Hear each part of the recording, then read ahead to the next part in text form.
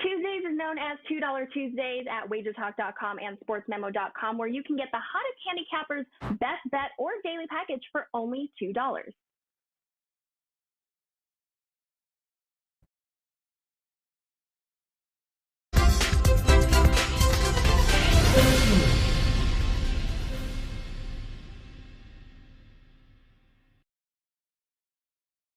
All right, guys, welcome into the Tuesday edition of the NBA Tip-Off Show, powered by WagerTalk.com. As we continue here in the playoffs, the association with 3 games tonight, game 2s that we're gonna break down for you. Boston and the Nets. We got Lakers, Phoenix, and of course the Clippers and the Mavs get ready to do battle. 2 games, 10 p.m. or later East Coast time here tonight.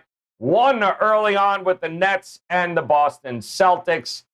We're going to break them down for you right now with 3 of the absolute finest handicappers and best gentlemen you will ever see here. Look at that. Ski Profit up at the top there. Mejia in the house, holding the middle spot. And then, of course, hitting cleanup here today. Nobody better than the Godfather, Mr. Teddy Covers. Gentlemen, welcome in. Wow, Ski, I'm shocked you're not wearing a Lakers hat, Lakers thong. I know that's coming, so we'll get into it in just a minute here. And yes, the Miami Heat lost. I don't want to hear you crap. But I do want to know what you got going on at WagerTalk.com here, because between the WNBA, between the association, I know you've been rolling, man. So what do you got going? Yeah, I mean, WNBA, my last 110, I think I'm at 58.1%. So I want to get it up to 60, really. And I have a best bet in WNBA tonight, so I'll promote that. And I have a couple of plays in the NBA as well. All right, there you go. Ski's page, WagerTalk.com, as is the next gentleman here, Tony Mejia, my friend. What is going on? No doubt you are locked and loaded here for this evening, so tell us about it. Well, I'm debating putting a 5% in on a game that I really like, and it might be a 4, just because I don't like the number. So it'll probably be a 4. But I'm doing fantastic in 4 and 5% plays. I hit both of my 5% plays this weekend. 4% last night was Blazers and Nuggets over, and 3s and 2s are not doing well. So maybe I'll just go high volume. I don't know. But bottom line, baseball going, WNBA is going, although the Aces let me down in my first pick of the year. And we're riding, so let's ride. Plenty of opportunities here tonight, guys, to make it a profitable evening. Tony Mejia, visit him at WagerTalk.com. And, of course, the next gentleman, either SportsMemo.com or WagerTalk.com, Teddy Covers. Teddy, crushing it. MLB on the roll here in the NBA all season long. So talk to us. What do we got tonight?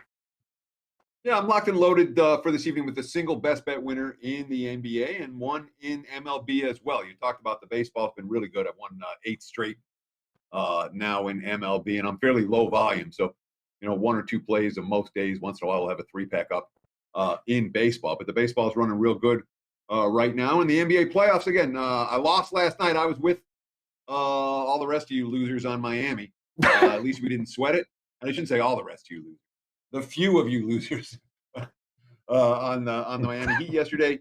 Bad news, it was a wrong side. The good news is that at least it was over early and you didn't have to sweat it and you got to turn that stupid game off and watch something else. Although you had to wait around for hours, it felt like, for the Nuggets game came on. But again, 58% in the NBA postseason since the start of the 2019 playoffs. Heat last night, wrong. I expect we can bounce back with a winner tonight in the single best bet over it. WagerTalk and our SportsMemo.com.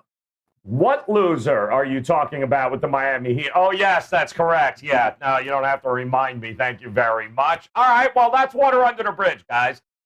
We've got opportunities galore here tonight with 3 games in the association.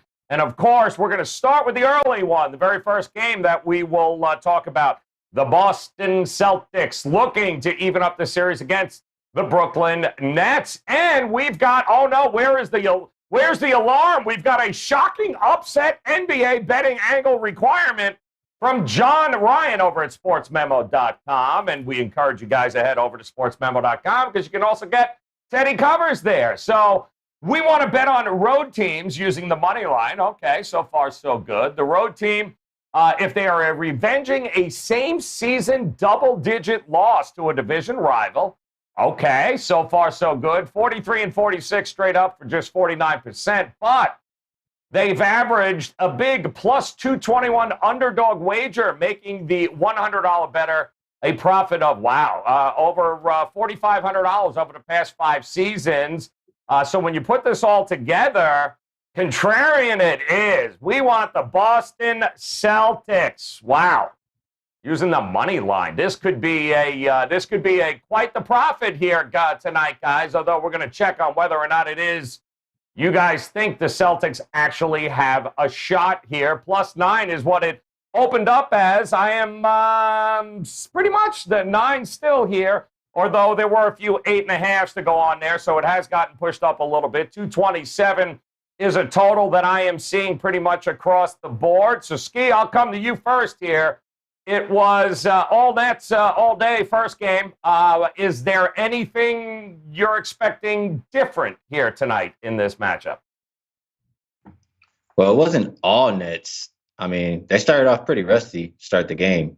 And second half, they kind of turned it on and were able to win by margin. But they shot, 23.5% from three? Mm-hmm. I know KD had a lot of points, but he was missing a lot of shots. He just took a lot of shots. So I think they'll play better. That's really what I'm trying to say here. It was kind of too much ISO to start the game. And I just think that a hard disagree with the John Ryan angle. I probably prefer the first half just because, I mean, before that first rusty game of the playoffs, Nets covered 4 first halves in a row. And on the Celtics side, they did cover that last one. But before that, they were kind of terrible. 1-6 the last 7 first halves. So I think the Celtics are outmatched. I think the momentum carries over. I would look for a much better first half from the Nets today. Look for them to cover. And if I have to look at the total, I already talked about the rest being off. I don't see either team playing much defense here. I would lean over. And if I'm going to look at a player prop for the Nets, it would be Kevin Durant points. For Boston, I probably would look for Kemba points over 22.5. I'll remind everybody, since Brown has been out, he's gone over it 6 of the last 9. And the last game he didn't because he was in foul trouble. So when he's had 30 or more minutes, he's gone over 7 of the last 8 games for his point total. So that's what I'm looking at today. All right, well, 53-47 lead at the half in game 1. Never really felt like they were putting it together, though, there, Tony Mejia. What do you think here? Tatum 6 for 20, Kemba Walker 5 for 16. I would imagine you have to think they're going to have better games tonight if the Celtics have a chance here. What do you think? Well, I'll agree with Ski on the points. I think it's going to be a high-scoring game, and I think that's where I'm going to ride with this one for clients. I disagree with him in the first half because I don't trust the Nets in the first half. They seem like the classic team that needs to toy around with an opponent and feel some pressure before they actually turn it on. James Harden's obviously at the point, Kyrie's at the 2, and Kevin's doing his thing. But to me, the person that changed game 1 around was Bruce Brown with his energy.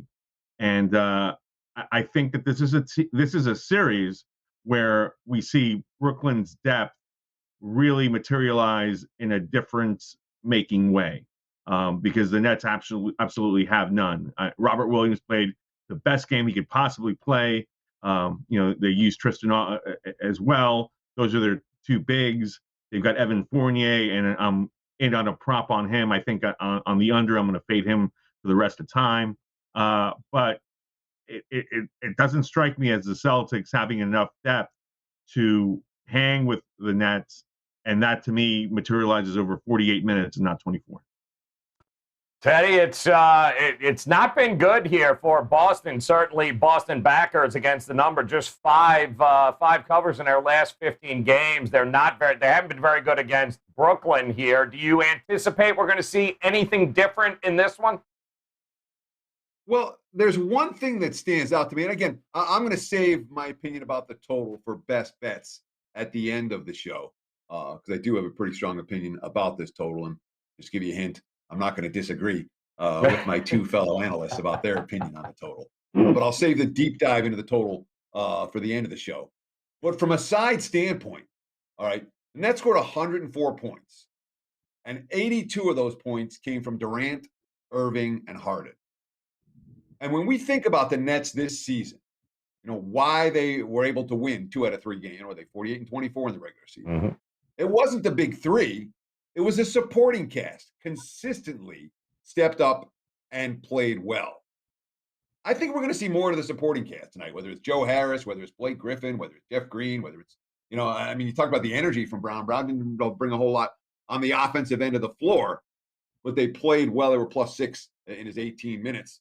Landry Shamet. I mean, we're going to see some of the Nets' depth matter this evening in a way that didn't matter in game one. It was all big three for Brooklyn. And I thought Tony's point was spot on. Boston has no depth. They got as good a game out of Williams as they can ever hope to get from him. If Tatum goes off and scores 50, Boston's live. Other than that, I think they're in a world of hurt, and I want no part of the Celtics tonight or basically in any game in this series. So it's interesting, too. The Nets had 40 ISO possessions in the game. They averaged about 11 a game during the season. They had 40 in that one, so they were trying to figure it out. They eventually figured it out, but it's still under double digits, guys. 9 points right now. Celtics, Nets tonight. That will be your first game up. We're going to take a look at the 10 p.m. Eastern Time start. Get ready. Lakers, Suns, game 2 here as the Lakers look to even this one up. Now, it did open up Lakers -1. It has come in more Laker money, -2 I'm seeing pretty much across the board. The total is inched up a little bit. I did see a couple of 210s in the marketplace here. So let me come to you, Tony Mejia, to start. I'm going to guess you're anticipating a little better performance from the Lakers as a whole in game 2 than what we saw in game 1? I am. I think Anthony Davis understands that he let his team down. But look, one of my 5% for Sunday was Lakers Suns under, and I anticipated that it would be the highest total of the entire series. I think it was like 213, 214, because Phoenix had been 9 out of 10 to the over. But hey, we're in the playoffs. Memo to everybody, and this is, to me, the lowest scoring series in the entire first round. And so I'll go ahead and fess up here. This was going to be a 5% tonight. Mm-hmm. I don't think I'm going to play it, but I do love the under. I mean, look, this is one of those things where Chris Paul had compromised, regardless of how adamant he was that he was going to play after game 1. He's not 100% now. LeBron James, not 100% now. Anthony Davis, when he cooks, you still got to get him the ball. You still got to let him operate in the post. You still got to let him operate in the high post or in the at the wing to where he's making his medium range jumpers. All that takes time. We have Dennis Schroeder not playing well, but defensively he can pester Paul if he's not 100%. Mikal Bridges, same thing. Did okay in game 1 against LeBron, but not your offensive player. Ayton's not going to shoot 90+% from the field. This is an under, big time. And I'm going to play for 4%. So anybody watching, have at it. Well, love it. Okay. It's a hell of a way to go at it there. I think there's a lot of folks that would agree with you there, Tony.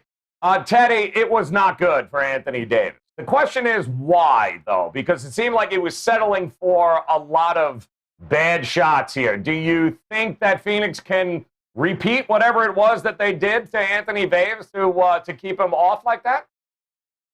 Well, if you read the quotes after the game, it felt like Anthony Davis knew what the problem was, knew what he did wrong, and expected that he would be able to bounce back off of that performance. And I'll just read you some AD quotes, right here, where he's saying, usually I come out of the gates very dominant.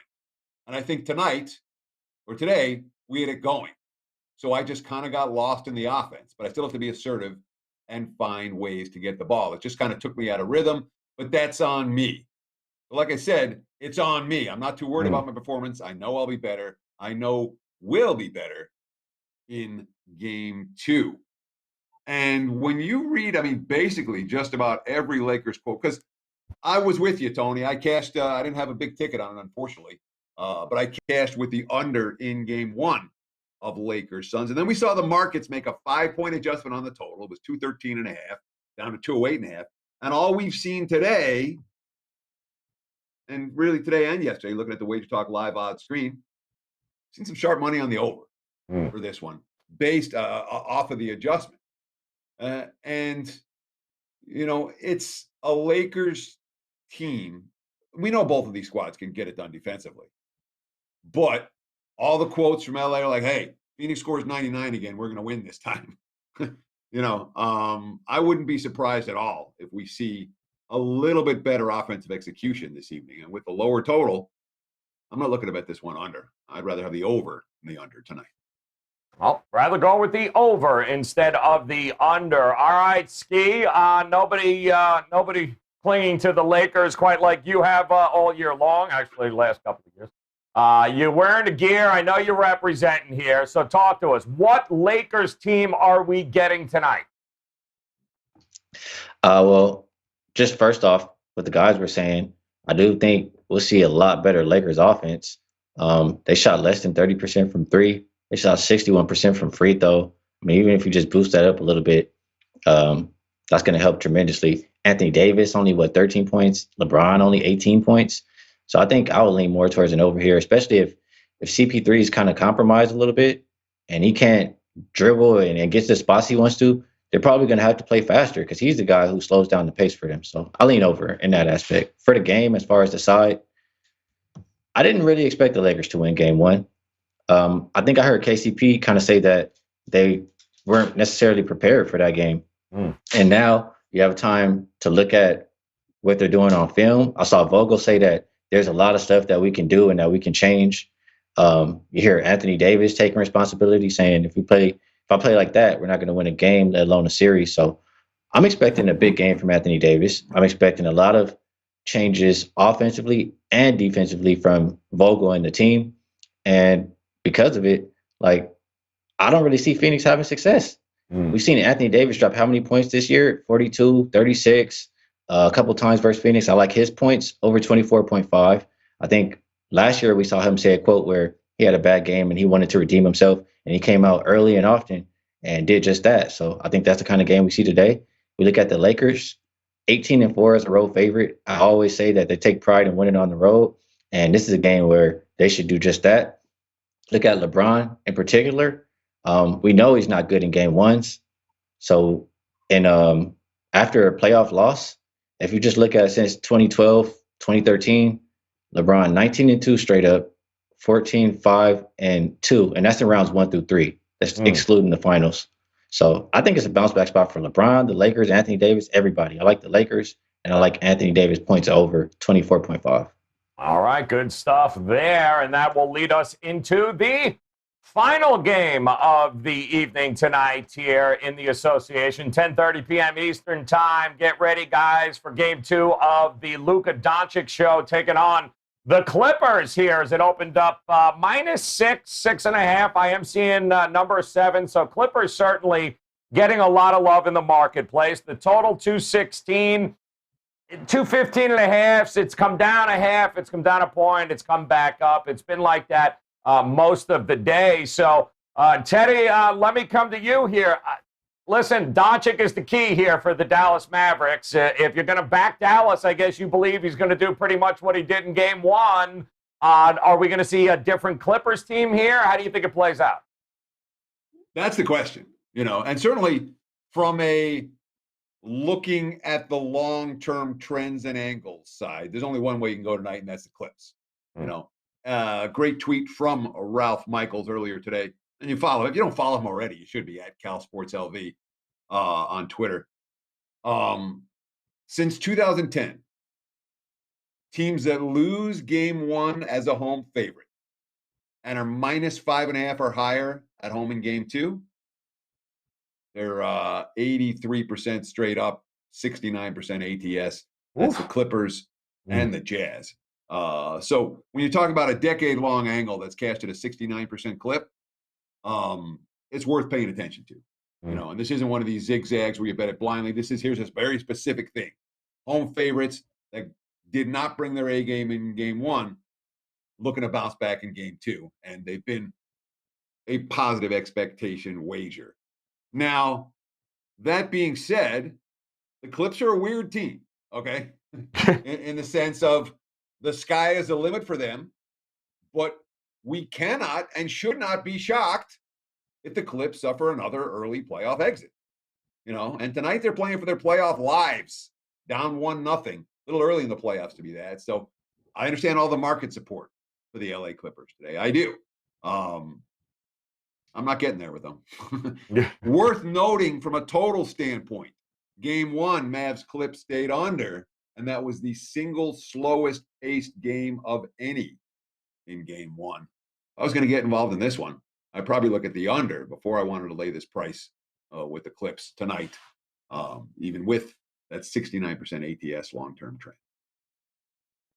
Ski, I'm looking at Dallas shot 50% from the field, 47% from three, and yet they were -7 in the turnover department here. And usually that means disaster for teams playing against these Clippers at the Staples Center, but the Clippers just did not have a good night shooting here. What changes tonight, in your opinion, in this game? I kind of what stood out to me, I just got to say, Teddy was being kind of nice. The Clippers are a weird team. They are. They're just not that good. I think that's just what it is. But they can't stop Luka. Like, we've seen it last year, we've seen it this year. They have nothing for him. And if you can't stop him, like, I don't want to expect you to win by margin. That's just kind of how I feel. He's kind of the best player on the floor in this series. So I look at Paul George. I don't know if you guys expect to bounce back from Pandemic P, but I don't. Just looking at the Clippers' history, they're not a team that has success in the playoffs. You look at how they ended the season. What did they do? This is nothing that good teams do. They actively were trying to lose to avoid playing the Lakers. And what they do? They still come out in game one and lose to the Mavericks. I don't want this team to win by margin. I don't trust the Clippers. It'll be Dallas plus the points for this better if I'm getting involved. A lot of ways to look at this, even from the Clippers side there, Tony Mejia. If you look at Kawhi, Paul George, and Marcus Morris, 3 of 20 from beyond the arc, yet they still almost won this game. So, I mean, what do you think here? Are we going to see better from the home team here tonight, or is it no answers for Luka? It's got to be Dallas. Take the point. My man called him Pandemic P. That's cool. Look, I've got a best bet on Paul George coming up. This game, game one was 113-103. It was a hard luck loss for overbetters because pace wasn't there and because we didn't see a stretch run where the Clippers were able to make shots. Like, Kawhi Leonard missed free throws down the stretch. Oof. He missed jumpers in the final minute. Like, that game should have gone over. That game should have been closer. Dorian Finney-Smith went 4 for 5 from three-point range. I challenge anybody to go see a game where Dorian Finney-Smith takes 5 shots and makes 4 from beyond the arc this season. There might be one, but I highly doubt it that there are more than 2. So it was a game that the Mavericks were able to do what they wanted to do.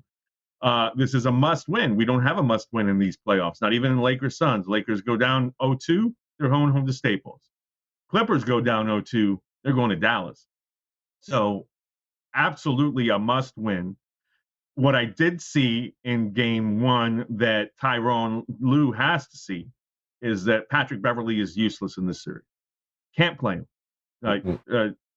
It was basically Luka Doncic using him the way I would use my 6-year-old in a basketball game. Like, I'll just motor right over her. Same thing. He did it almost on the first possession. Like, you're too small. Goodbye. So considering the fact that you have Rajon Rondo playing really well and you have Reggie Jackson on your team, Patrick Beverley, yeah, you can come in. You may even start to kind of set the tone as far as your feistiness, but you can't play more than 10 minutes tonight. So what I would do, I would use Nicholas Batum in the starting lineup and go that route with Batum, Paul George, Kawhi Leonard, and then your 2 bigs as your Morris and Zubac as your starting five, because that makes you bigger. Like there's nobody that Rick Carlisle is using that Patrick Beverley can guard in that starting five. So you got to make adjustments. It is what it is. And yeah, certainly the number isn't what I'd like it to be, but the Clippers have to win this game. That they do, and Ty Lue did say, and we can all anticipate a little more Kawhi Leonard guarding Luka than anybody else here tonight. We'll see how that works.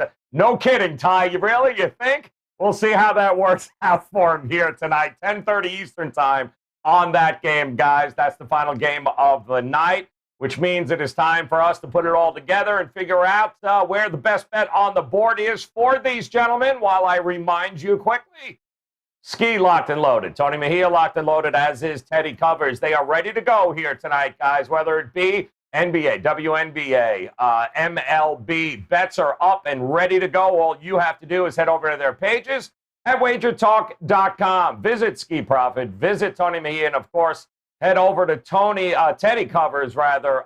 Make sure you get his page either at WagerTalk or SportsMemo.com. Get there, guys, tonight. They are locked and loaded. Let's make it a profitable evening. So, Ski, I'm coming to you, my man. You are running point here. I know where this is going. I'm just good. You don't even need 60. You can talk about whatever you want because I already know where you go with this. So, go ahead. Best bet, Ski. Throw it out. 60 seconds. Lakers. Lakers.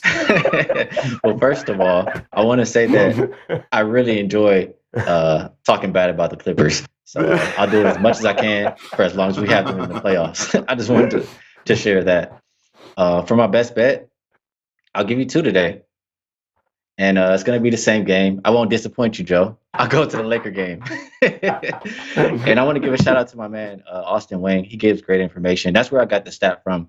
LeBron, after losing that first game in the playoffs rounds 1 through 3, since 2012, 2013, 19-2 straight up, 14-5-2 against the spread. So combine that with how the Lakers have been as a road favorite this year, 18-4. I like the Lakers to win on the money line.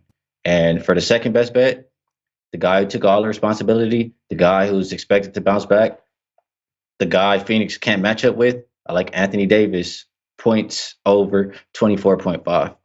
Cash them both. Cash them. Oh, boom. Love that. All right, Tony Mejia, you are up, my friend. 3 games on the board tonight. Best bet for the evening. Where are you going? Well, I really like Ski's pick of Anthony Davis, 42-12 in the regular season finale without Schroeder and LeBron and Kyle Kuzma. So he can do it. I don't know where he was in game 1. I was happy to see it for the under. I think he asserts himself here. And yeah, certainly everybody knows the Lakers lost game 1 last season in the bubble and then obviously bounced back. So that's a solid play. I'm going with Paul George. What did he call him? Pandemic P? Playoff P? Let's do it tongue-in-cheek. All right, look, Paul George is a star. And yes, he comes up short in these situations. But the number tonight is 25.5.